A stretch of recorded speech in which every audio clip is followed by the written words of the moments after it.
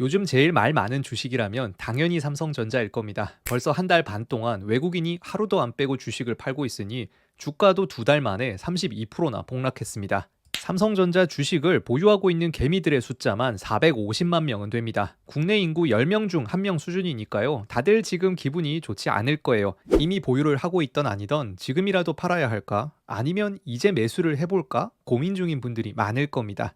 앞으로는 좋은 일이 좀 생겼으면 하지만 국내에서 가장 중요한 기업이다 보니까 찬반 의견 정말 많을 겁니다.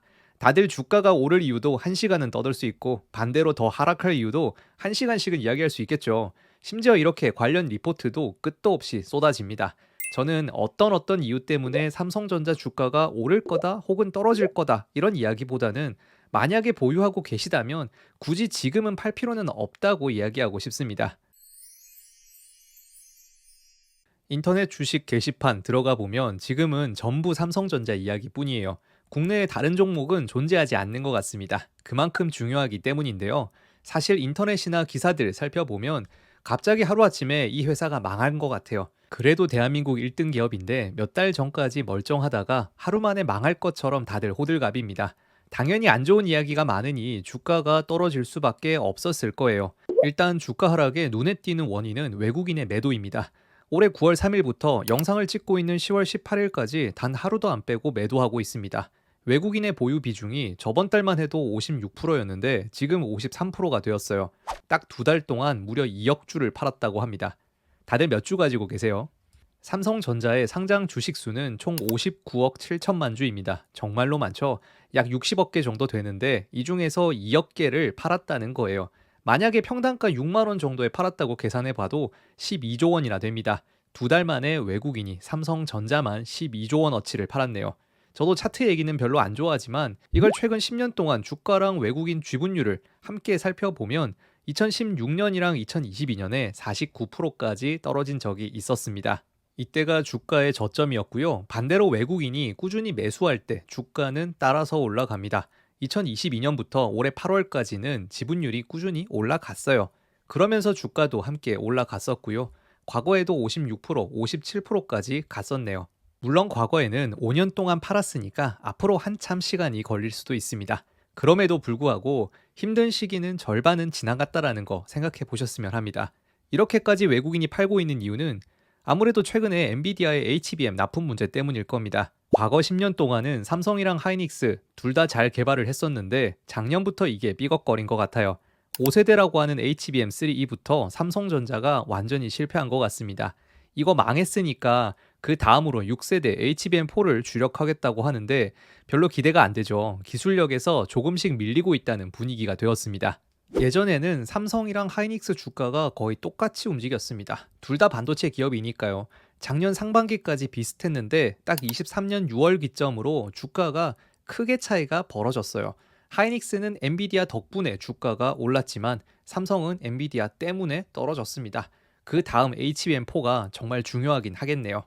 왠지 예전에 일본 반도체가 망할 때 딱 이런 느낌이었습니다. 1990년대까지 일본 반도체 3사가 탑3였습니다.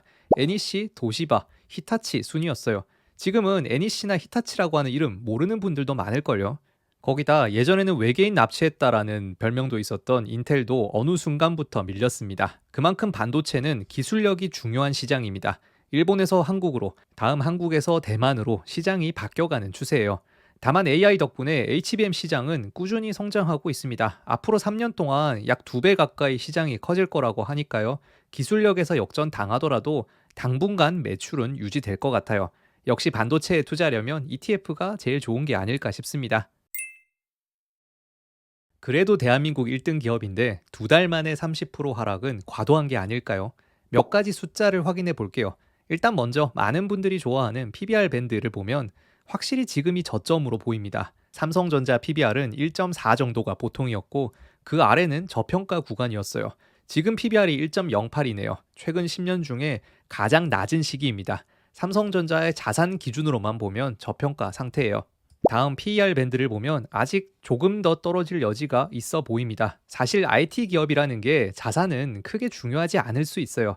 아무래도 장비 팔아봤자 사줄 사람도 없고 중요한 거는 매출과 실적, 기술력입니다. 지금 PR이 14.5인데 예전에 6.5까지 간 적이 있었네요. 그럼 이걸 해석해보면 이렇게 됩니다. 순자산 대비 주가가 떨어졌지만 당장의 수익은 어느 정도 나오고 있다는 뜻이에요.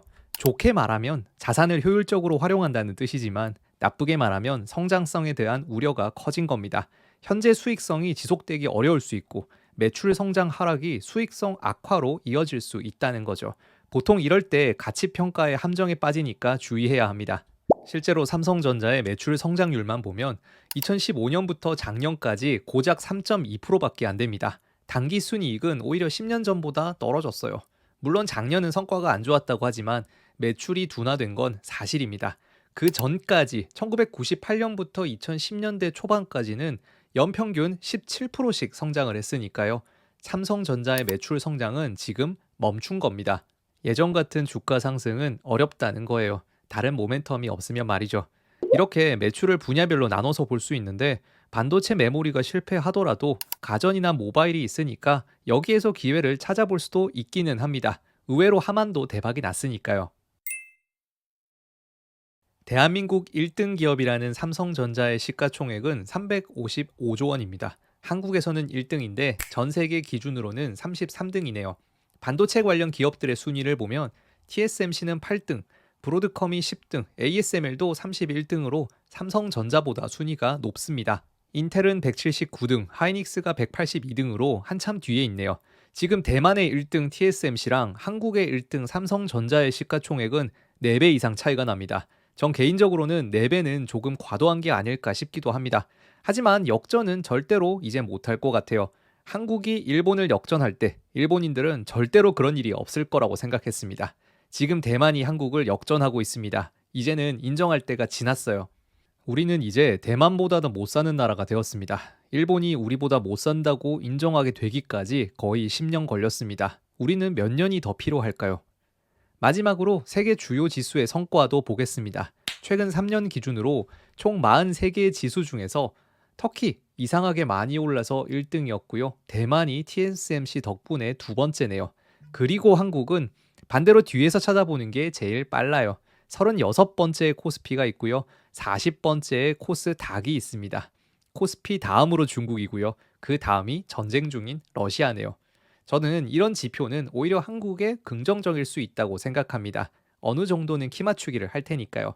삼성전자가 이런 상황이다 보니 코스피가 상대적으로 떨어지고 몇 년 안에 이것만 보고 들어오는 외국인들도 있을 테니까요. 삼성전자 주가가 폭락하면서 코스피까지 떨어지고 다들 걱정이 많습니다. 최근에 삼성전자 주가가 너무 많이 떨어진 가장 큰 원인은 HBM 이슈 그리고 외국인의 매도겠지만 이것도 한계는 있을 거예요. 많은 투자 기준이 있겠지만 저는 외국인의 매수량, PER, PBR 밴드, 매출 성장률 그리고 전 세계 반도체 기업들의 시가총액 정도를 살펴봤습니다.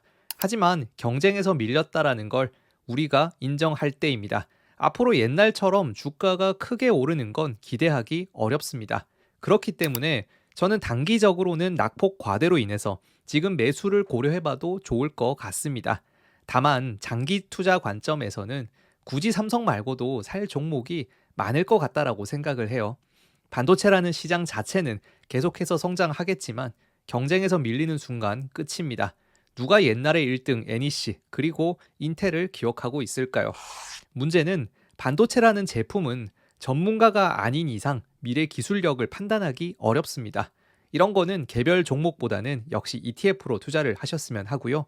거기에다 기술 격차가 가장 크게 나타나는 분야다 보니까 애매하게 전부 다 사는 것보다는 최상위 기업들을 위주로 담는 게 좋겠습니다.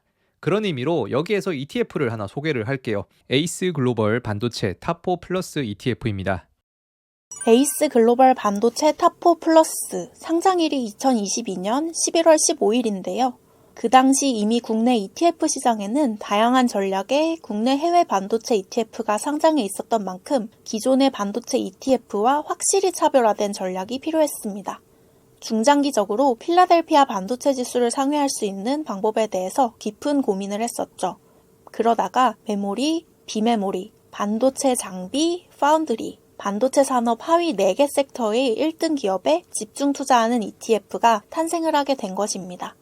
지난 수년간 반도체 산업 내에서 일어나고 있는 가장 두드러진 특징은 1등 기업이 나머지 기업과의 기술 격차를 더 벌려나가고 있다는 점입니다. 혹자는 반도체를 인류 역사상 가장 고도화된 제조업이라고 이야기합니다. 실제 반도체 산업은 진입장벽이 매우 높아서 새로운 경쟁자의 등장이 어렵고 한번 벌어진 기술 격차를 좁히는 데는 수많은 시간과 자본이 필요하죠.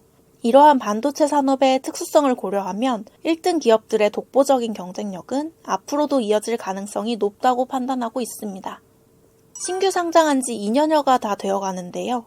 2022년 11월 15일 신규 상장 이후 양호한 성과를 이어가고 있습니다. 올해도 연초 이후 42.85%를 기록하고 있습니다. 물론 높은 수익률이 영원히 지속될 수는 없겠지만 반도체 산업 전체에 투자하는 것보다 1등 기업에 집중 투자하는 것이 효과적이라는 것을 수익률로 증명하고 있습니다. 2024년 연초 이후 반도체 관련주들의 희비를 가른 결정적 요인은 AI 산업 성장에 수혜를 기대할 수 있는가, 기대할 수 있다면 얼마나 기대할 수 있는가 여부입니다. 즉, 반도체 관련주에 투자할 때는 종목 선택이 무엇보다 중요한데요. 지금까지 그래왔고 또 앞으로도 1등 기업이 AI 산업 성장에 큰 수혜를 받을 수밖에 없는 만큼 에이스 글로벌 반도체 탑4 플러스에 많은 관심 부탁드립니다.